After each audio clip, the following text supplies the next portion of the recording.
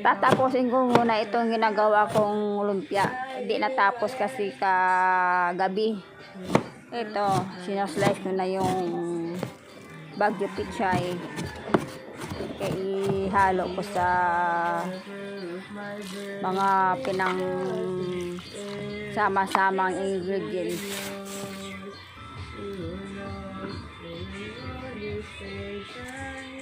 Para ang lumpia rubber, tinatagtag ko kasi ingatan natin kapag tanggal kasi napupunit.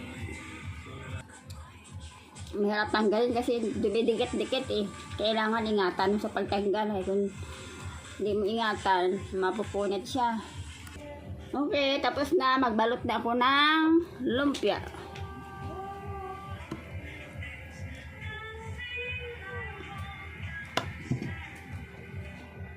Hindi gumana ang lumpia machine ko eh. Palpak. Piki yata yun.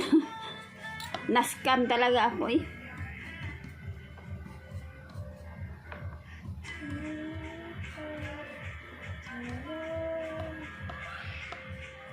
Ito na po siya.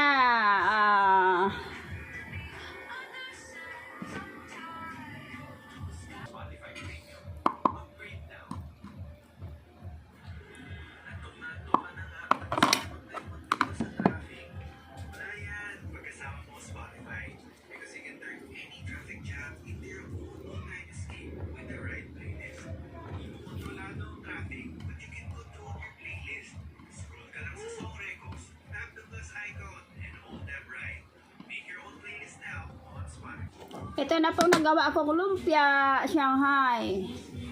Mayroon pang natira. Marami pa.